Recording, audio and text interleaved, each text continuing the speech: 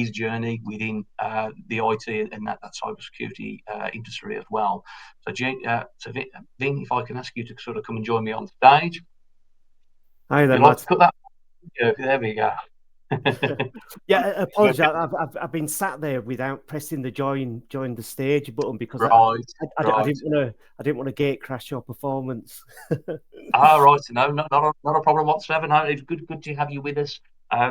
So, Vin, I know we didn't get to speak a few weeks ago at the cybersecurity show at the NEC in Birmingham, but I was speaking to your colleague Jack, and just finding more about what Vambrace was all about, what was Yeah. going on. And I know as soon as I mentioned about sort of coming on and talking to an audience, it was fantastic straight away. How can we sort of get involved, and how can we support really? Yeah. And we've had a sort of a couple of exchanges of LinkedIn messages. We've had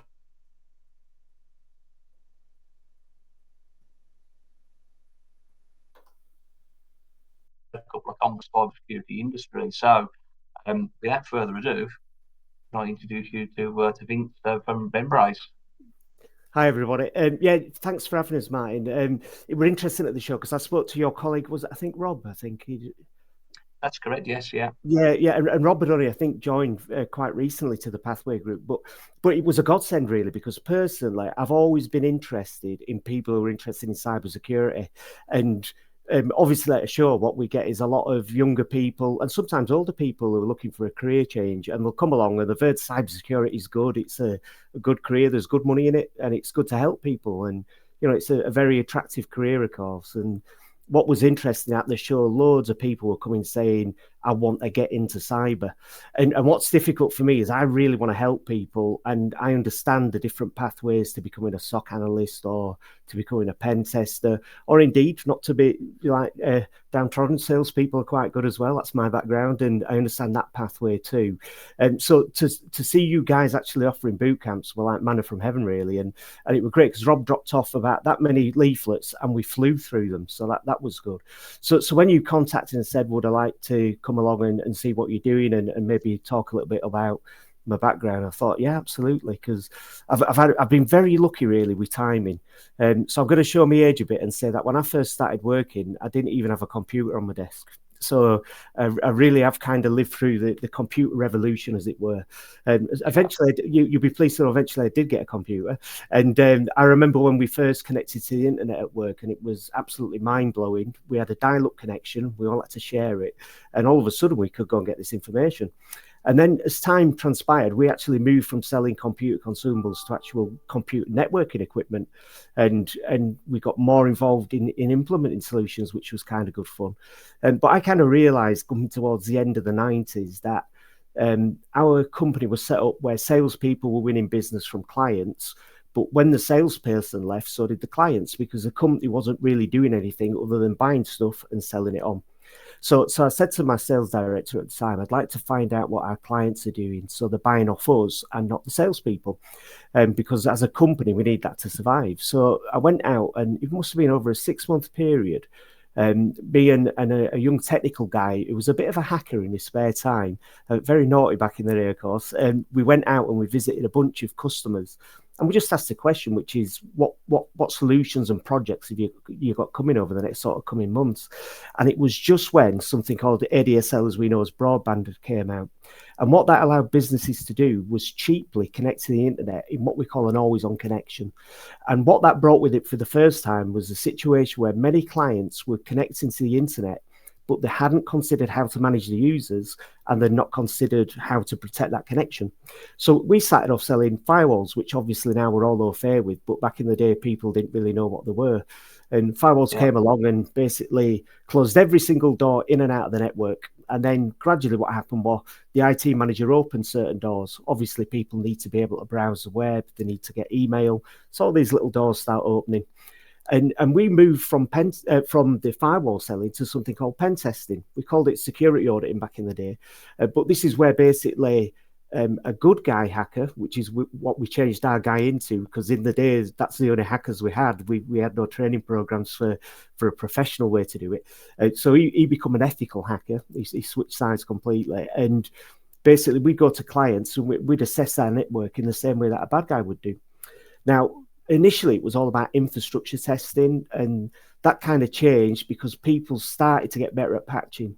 Now we're all good at patching. Everybody's got a smartphone, more or less, and obviously we often get a message saying you need to restart your phone after downloading this software, which is to patch security issues, add new features, and so on and so forth. But back in the day, people didn't patch, not at all. So we'd come along and we'd find out what they were using by throwing a map scanner, which some people on the call will be aware of, and we'd find those open doors or open ports, and then we'd go to Google and we'd find out what script we needed to just attack that port, and we'd leave a little page on the internal web server saying, "Hiya, we've been here." So that was kind of how we started off with the pen testing world. People got better at patching. We saw better solutions to stop people getting in on open ports. And things moved, and applications become a much bigger part of our life, especially with smartphones. So application testing become the next thing we started to look at. And what we were keen to do as a hacking company, an ethical hacking company, was find out that once we got beyond the login screen, what mischief could we cause? And that's still today something that we do. We still do infrastructure testing, but find less than we used to, although we do find things. And we do now application testing, where we'll test the application. And due to really poor coding, we find generally quite a few issues when we do look at applications. So that's still a big issue. And that also then has moved along as well, even though people are getting better at testing their applications and fixing any issues. And it's now moved to, obviously, as we're all aware, ransomware.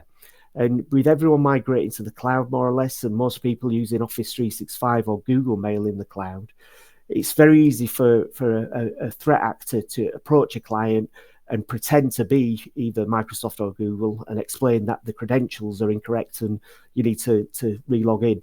And again, that's why the majority of clients now use multi-factor authentication, which again, most people should be aware of. We all use it ourselves, even if we're not aware, of course, with things like logging into Google or definitely logging into our banks now. We use multi-factor authentication. Some people still don't, and then people do get caught. I worked as a CISO recently for a very large company that didn't have MFA because their users felt it was a hassle. And this is something you'll find as you sort of begin your pathway into working with business in cybersecurity. It's not just about security. That would make it a bit easier. It's about end users and it's about usability. And generally speaking, when we from the security side of the fence explain what needs to be done to keep ourselves secure, it creates a bit of extra hassle for the user and makes things a little bit harder to use. So sometimes the user will kick back and say, I don't really want to do that because it's a pain and it'll take up too much of my time. And yeah, I'm not doing it. And if it's a weak IT department, they may give in to that. And that happened where I was a CISO just before I joined. Not actually implemented MFA, and we did get compromised because somebody logged into Microsoft, but it wasn't really Microsoft. It was a bad guy over in Eastern Europe, unfortunately, and we actually got compromised. So ransomware is still quite a hot topic, but again, we're all getting more aware of it. You know, it's unlikely we'd fall for you have a FedEx package, for example, these days, but that, you know, that not so long ago was something people might click on that link, but we're getting more aware. But the thing that sort of scares me the most and actually excites me the most, and this is relatively recent, and we've not really touched on it, but it's that recent, is how fast I'm seeing artificial intelligence, or AI as it's better known, impact our industry. And to give you an example, at the show, somebody approached our stand and I said, "Oh, what brings you to the show?" Thinking it was a client. And it was a guy called If, and If worked at IBM, or he used to. And I said, "Oh, you're not actually here to buy something?" "Oh, no, you're after a job." "Oh, how come you're after a job? What's happened, If?" And he basically told me that he'd left IBM. And I said, "Well, you're not going to struggle, are you? So what's your background?" And he said, "Well, I've worked in the SOC, I've worked in the pen testing team, I've done hands-on tech, and I've done commercial." I said, "Oh, you're really not going to struggle for a job. You're going to be fine, aren't you?" He said, "No." I says, "Why?" He says, "Because I've let 100 of us go." I said, 100 people? He said, "Yeah, all from the SOC and the pen testing departments." I thought, well, that's a lot. Why is that then? And IBM have got a solution called X-Force. And he said 60 days ago, this is when we met at the show, he said they introduced AI to see if it could help augment what they were doing as a team. And at that point, it was one person, the X-Force platform, and one client doing testing. And 60 days later, AI could do 100 tests a day. Now, I don't want to worry anybody because we're all talking about careers in cybersecurity. What I actually want to do is give you a foot up, because it's a real opportunity for everybody on the call who's keen to get into the industry, because existing people are busy doing what they do, and some people may miss this boat, because obviously in IT things change quickly, but with AI it's changing very quickly. And I think we all know of a company called Blockbuster. If you ask some older people, they'll tell you all about them. But you couldn't go down a high street in the UK with at least seeing one Blockbuster, if not two or three. And I don't know what their board of directors were thinking when the internet came out, but they weren't thinking like Netflix, who were a tiny competitor who used to send out an A4 printed sheet where you could hire DVDs and they post them to you. But what Netflix did and what Blockbuster didn't is they embraced the internet and they saw the opportunity. And by the time Blockbuster realized that they needed an online offering, it were too late. So that's why some of the more younger people on the call might not even know who Blockbuster are. And, to us older people, that's amazing that they missed that boat. And they weren't the only ones who used to, or there is, should I say, a company called Sage that was always embedded on people's networks doing the account solution.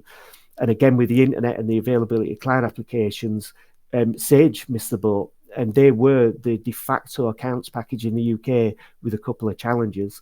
Now, many people use things like Free Agent or Cashflow or Zero, which are just online packages, which are a lot cheaper and anybody can use. So they lost their foothold in the market. So why bring up AI and why it's an opportunity?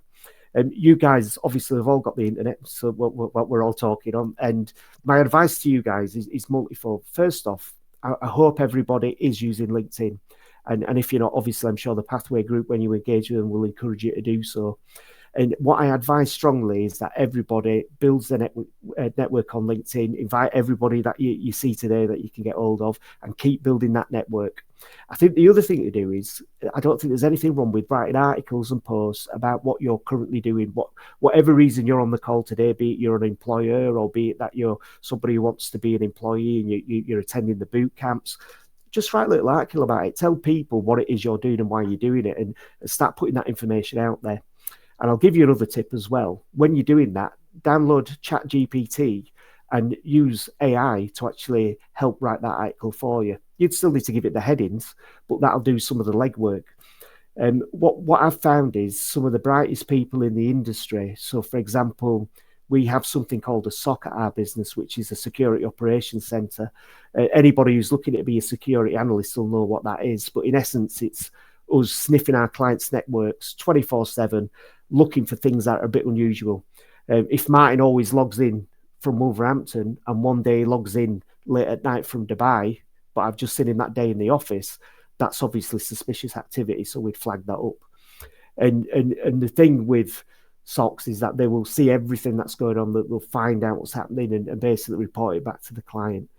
So our SOC provider is called Sumo. And what Sumo have actually done, as a lot of people you'll see are starting to do, is build AI into their solution. So whereby a SOC analyst used to spend all morning going through information to find something to share with the client, they can now just query Sumo's AI and say, this data here, what's happening with it and why? And Sumo produce a report that they can get to the client.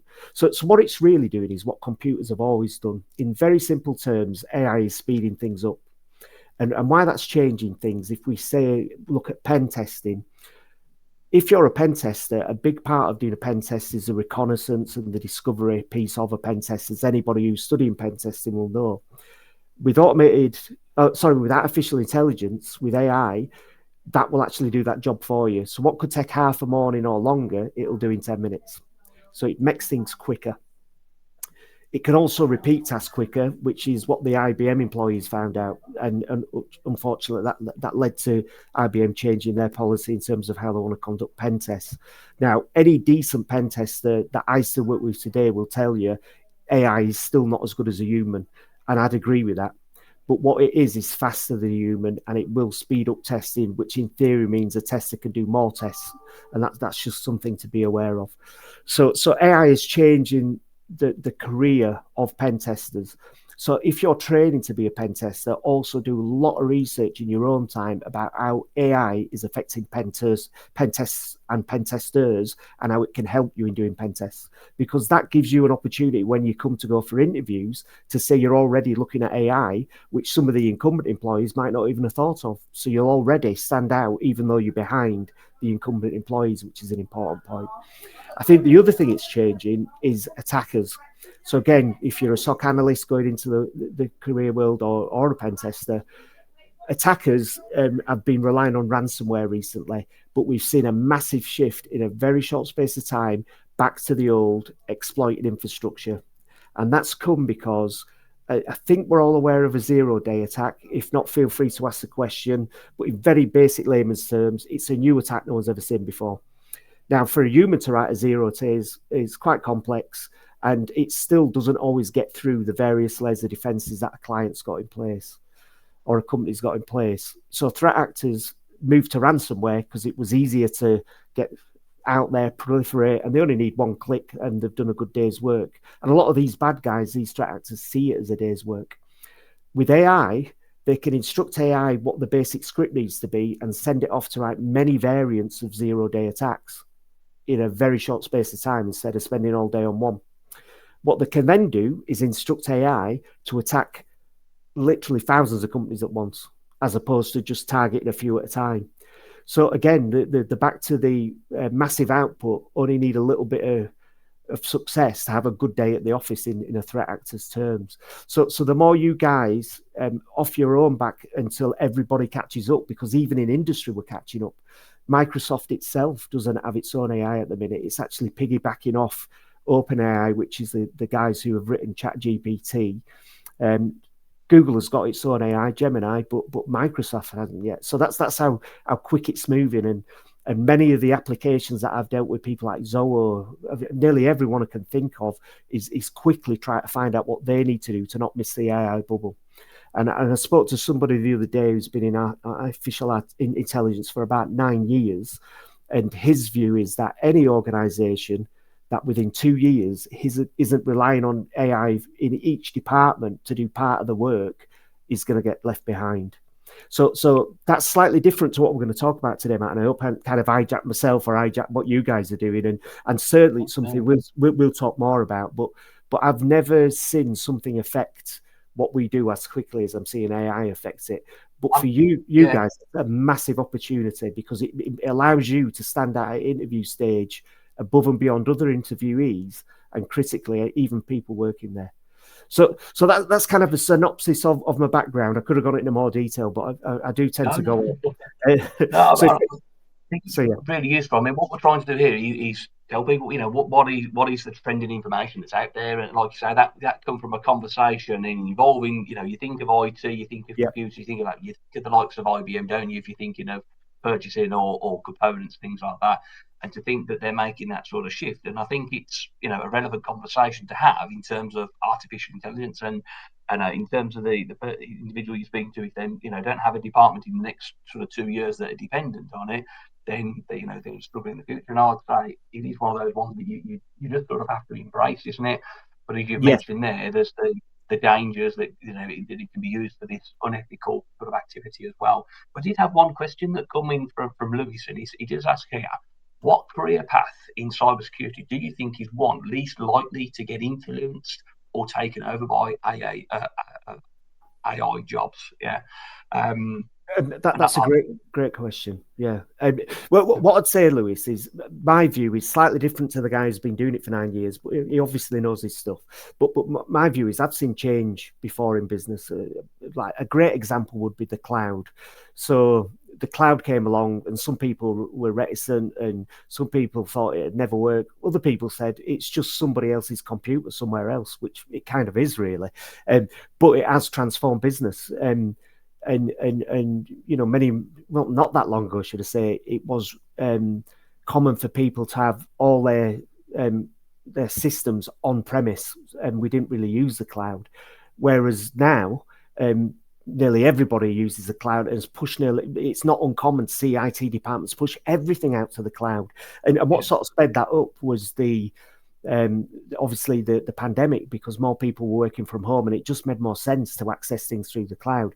Now, there were definitely a point where people who worked on-prem and understood things like Microsoft Exchange, which was an on-premise product, were maybe a bit fearful of the cloud because it changed things. I've got some great news. The majority of them are still in a job. The cloud hasn't put them out of a job. It's just changed how they do the job. And what I really believe AI will do is, in some instances, it will create a little bit of friction, as IBM have done. But I actually think, especially in some of the smaller organizations, it'll create more opportunity than job loss, if that makes sense. But regardless, I think it is, as you say, man, it's important that with new technology you embrace it, because if you don't, somebody else will, and that's why companies do it. You may think that's really mean of IBM, and on one hand, that was my first reaction, because I thought, well, they're a big company, why didn't they keep these people on? And the issue is, if they don't embrace new technology, there won't be an IBM, and such is the nature of the world we live in, and the speed of technology change is massive. So the answer, Lewis, is everything will be affected, but in different ways. In terms of least affected, it's hard to say at the moment. I just feel that if you were in pen testing, for example, and if I was a pen tester now, I wouldn't be scared about losing my job. I'd be thinking about how I could use AI to actually do my job more effectively, making me less replaceable. Because if anybody looks at me and I'm a pen tester who's already using AI, which means I can do 3 or 4 tests a day instead of 1, I'm an asset as opposed to an issue in that new world. And from a SOC analyst viewpoint, the same thing. I don't think it'll reduce SOC analysts, it'll reduce where they spend their time. Because a lot of the things we do, if you look at how things have evolved with computers, it is about speed, and it's about doing things quicker and more effectively, ergo stuff like quantum computing, which is mind-blowingly fast. I mean, a lesson I learned about computers way back in the day was when we first got computers. I asked my IT manager if he could take my system that my salespeople were using, which was the telephone, a diary, and making notes in that diary, and customer cards, actually paper cards to write details on. Could he make a computer system that could do that? And he said, I could, yeah. I said, will you? He said, no. I said, why not? And he said, because your systems and your processes are rubbish. I said, are they? He said, yeah. He said, if you make them good, if you streamline them, then I'll get a computer to do it for you. He said, because computers aren't magic. They just make things go faster. And I suppose really that's what AI is going to do, is provide a lot more information in a more speedy fashion and allow people to do more things quicker than they used to do. So definitely everyone on the call, don't be scared of it, embrace it, because that will definitely put you in the best position. And if you haven't already downloaded ChatGPT, version 3.5 is free. You can have it on your phone. You can have it on your computer. And I literally now, I've got into the habit of using it for everything. So we're doing a lot of improvement at the business in terms of how we do things as an organization. Investors in people is something, even though I like to feel we do a good job as a company, we've not actually got that, and we're going through that process. And it's caused us to have to do things like look, say, for example, at job descriptions, which I felt were pretty good what we'd written. But we've been tasked with writing more in-depth job role descriptions and more precise descriptions with better KPIs. So I knew the headings. So what I did is I just went to ChatGPT, and what would have taken me maybe all morning took literally 10 seconds. And then I took that information and augmented it with what I know to be true of what we do, and took some bits out. And maybe within 30 minutes, I had a completed job description, which would have taken me all morning to go around and research. And I've had a couple of compliments on my recent LinkedIn articles. Now, I've come up with the headings, but ChatGPT goes out and does the legwork of getting the stats, for example. I could have done the stats myself. It would have just taken me longer. So I think if we see AI as something that's like our assistant, and we start using it even now as an assistant, then you literally will be in front of people that you're sort of maybe even interviewing with. They might not be doing it yet. So I hope I'm not treading on any toes by suggesting that, but I do think it's a good way forward. No, definitely. As I say, this all for us is it's sharing these insights. You're the expert that's in the industry, and if this is what you're seeing and hearing, it's giving those that are on the call that are thinking, yeah, a career in cyber is what I need to sort of carry on with, and what I need to embrace. Then it's advisable. But we have had a question: what version of chat do you recommend? So I believe there's a 3.5 which is free of charge for people to register for. 4 is the paid version. I know there was sort of an update quite recently, but I don't know if that was for the paid or for the free version. But I think in many ways is start using what is free to you at the moment and look at it's only when you start to hit the limitations on there do you sort of take that next step with it really. But obviously with the newer updates, I know within 4 you can basically import documents into it, whether it's PDF files, PowerPoint, Word documents, and it can also put them back out into those formats as well. But my suggestion would be to start using it very, very much like Vin here, is try and use it to do. I say it's to do that heavy lifting. Yeah. Sort The, of the, moving on from there. now, just as always, just to sort of add to what I've said, but look at it from a cybersecurity viewpoint. So what we've got is we've got the actual industry affected because pen testers and SOC analysts and other members of the security community, their job's going to change. Even salespeople's job's changing because AI is making it easier to do all sorts of different things. And from an attacker viewpoint, their world is changing. Threat actors are loving it because it gives them so many more options. But there is a third element, and that's who's securing AI. And you might think, what do you mean? And so an AI we all know about is chatbots. So, for example, I've just recently moved house and got a new broadband provider, and it's one of the household names you definitely have heard of. And when I had an issue with my broadband using my phone, I had to go online using the old-fashioned 4G and ask some questions about why my internet wasn't working. And I talked to a chatbot. What some people are doing is poisoning what they call the large language models or the data set behind the AI that's actually utilized by the chatbot. So you've got customers getting insulted. We've had issues where one car company was offering £100 off a vehicle, and then all of a sudden it was offering £2,000 off the vehicle, which obviously they couldn't do, but it looked bad from a reputational viewpoint. And if you actually then spread that impact out as to what might happen if people get hold of large learning models, which is what feeds AI, or if they get hold of the data set that feeds AI and the poison that information, the chaos that could be caused is frightening. So we're just getting into now how we think about advising clients on securing AI. And then there's a fourth piece, and the fourth piece is really, really important because this involves data security. So we had a supplier in yesterday, and they highlighted this in perfect terms, really. So they come in to talk to us about selling various solutions that they sell. And one of the things we talked about was AI, and we asked which of their solutions help with that. And we went off on a tangent a bit. And one of the guys from the company said, one of the things people need to be aware of is that when they register with an AI, what they're actually giving away. So it's a bit like, I always remember one of the members of my team saying, "Oh, I've got a free meal at one of the Italian high street chains." And I said, "That's not free." And she said, "It is." I said, "No, it's not, because I bet you had to give your email address, your telephone number, your home address." She went, "Yeah, but I got a free meal." I said, "It's not free, because that information is now out there and you're trusting them to guard it for you. And not only that, they will share it with other people. And then you're trusting those people to guard it for you. And it only takes one of them to be breached and compromised, where a free Italian meal really ain't worth it." And that sounds very cynical, but as long as you were as aware that were the issue we're taking, I'd kind of highlighted what the issue were. The same with ChatGPT. The guy we're in who works in security yesterday, his fiance works as a lawyer, and she was using ChatGPT to help write up case notes. And he said, "You do realize what's happening, don't you?" She goes, "Yeah, I'm using ChatGPT and it saved me so much time. It's frightening." He goes, "But you do realize what's happening with that information?" She goes, "Yeah, it's on my computer." He goes, "But do you know where it's going?" She goes, "Oh, yeah, they've just sorted it out for me." He goes, "No, it's going into their database." Because how ChatGPT works is if you use it and you add content to it, it takes that content to augment its own database. So what a lot of companies are doing is signing up to Microsoft Copilot. They're signing up to Google Gemini. They're allowing users to use ChatGPT without realizing if they're using it on confidential information, that information is going into the public domain and will be regurgitated potentially at some point. So again, it's not about don't do it. It's about being aware of how you're using it. And with security, a lot of it's to do with that. Brilliant, brilliant.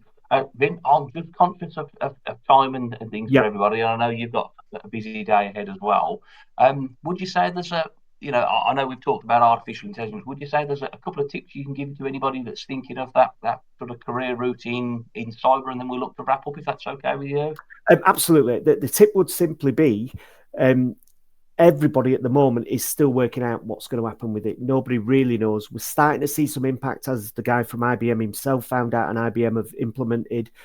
What I would suggest is as follows. Number one, any articles on LinkedIn that you see about AI, read them. I would certainly look at the sort of cybersecurity, the typical cybersecurity information on the internet from people like the Register. I'd certainly be looking at all the usual cybersecurity resource, and if you haven't got that, then I'll provide that to you, Mike, and you can spread that round afterwards, and look at what people are talking about AI and how it's affecting basically the industry, and just keep up to speed with that information and read as much as you can. Definitely think about using ChatGPT in what you do for everything. You'd be surprised. And one of my friends wanted to become a SOC analyst and said, where do we start? I said, well, I'll find out. And I asked ChatGPT, and it actually gave a career path from knowing nothing about computers to becoming a SOC analyst. And I looked at it, it kind of made sense. And I think so just try and get used to using it, because it will put you in front of the people already employed. And when you come to use what you've learned at the boot camp, it'll give you a different angle in the interview. And then, as always, any questions, feel free to ask Martin, who can fire them on to me if he's not got an answer, or indeed if you're connected with me or you want to connect with me on LinkedIn. I always take the time to answer people. It can take a while, but I always try to. So feel free to reach out. I mean, what we're trying to do is to build that rapport and that relationship with the likes of yourself, Vin and Ruth, who we've heard from earlier, to come in and talk to, when the individuals are on their skills boot camp, they've got the opportunity of coming in and asking those questions directly, and that's something we'll look to sort of formalise a little bit later down the line. But if I can, so just sort of conscious of time, because I know literally when this comes to it, it just sort of cuts it all off for us anyway. Vin, I just wanted to thank you to yourself. Really useful information, and I hope everybody will sort of go out and embrace those sort of words of encouragement to be embraced in the likes of artificial intelligence. Ruth, I want to thank you for your time earlier on, where you're talking to us all about these sort of phishing activities, what things to sort of look out for, and also Jagdeep for giving us that sort of update on all things with the multicultural and those sort of events and initiatives as well. So thank you very much. The team members sort of being on hand to sort of bring them on as well. As I've just noticed that Jag and Ruth have just sort of turned their cameras on as well. So just that opportunity to say thank you all for your attendance, your participation, and also bringing these useful tips and insights from across the industry as well. So thank you all. Thank you. Brilliant. Guys. Thanks, Martin. No problem. So enjoy the rest of your day, and anybody that has the session a little bit later on, the recording will be automatically available to you shortly. We'll also follow up with emails and share it on social media as well. But from us today, thank you very much for your time. Take care. Cheers, guys. Super. Thanks, Martin. Bye-bye, everybody.